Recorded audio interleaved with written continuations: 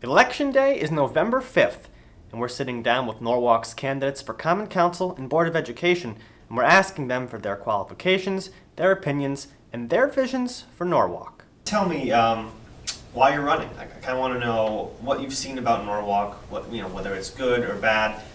What makes you want to be a part of its decision-making body on the council?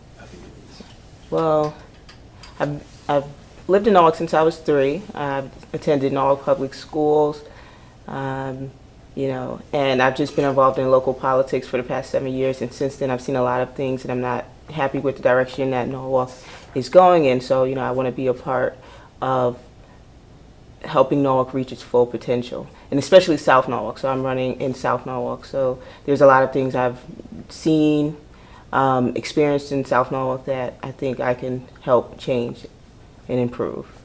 Like what? Some specific things that you've seen? Education.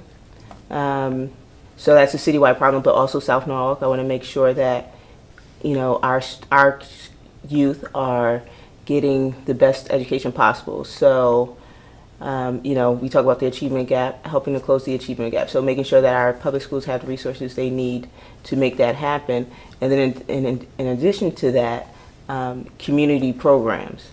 So I want to make sure that our communities have the support programs they need to help our youth succeed. And what that'll do is also keep them off the street, keep crime down, and make sure those youth are not joining gangs or get into other trouble. So specifically for South Norwalk, you talk about community programs. Are you talking about maybe there needs to be more at Neon or the community center? Is that kind of what you think, or do you think there could be other places as well? Right. So places like Neon need to do better, and then places like South Norwalk Community Center, other programs like SAVE, they need to be funded, and they need to be serving more youth. Okay. When it comes to specifically just the budget, where do you think the city's priorities need to be? Education. So I'm always going to be an education council person. I think that if our education system goes downhill in Norwalk, the city also goes downhill. So that's in terms of property values, in terms of crime, education is always going to be the most important for me. After that, public safety.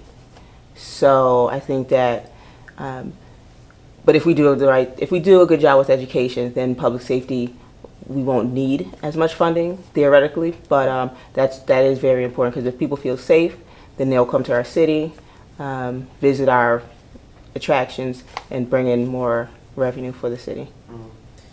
What about things that aren't necessarily items that would show up in the budget?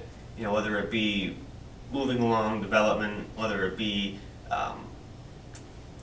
just being civically more civic back and forth that's a little more civilized, stuff like that. Where do you think the city could improve or has improved? Well, I think we can definitely be more civil. So one of the things I've noticed is that when residents come to council meetings or BOE, Board of Education meetings, they are not treated nicely, or their opinion is totally ignored. If you have the majority of your public, those that come, your public participants saying the same thing, and then you vote opposite, that's just not right. Also, accountability and transparency, I think that's big. So specifically in South Norwalk, just to get into the details a little bit, one of the things I just found out is that Spinnaker, a developer who, came to zoning and told us that they didn't have enough funding to put affordable housing in their current development. But recently, sources have told me that they just bought up, additional property around Washington Village and the Choice neighborhood that's around Neon, Washington Village.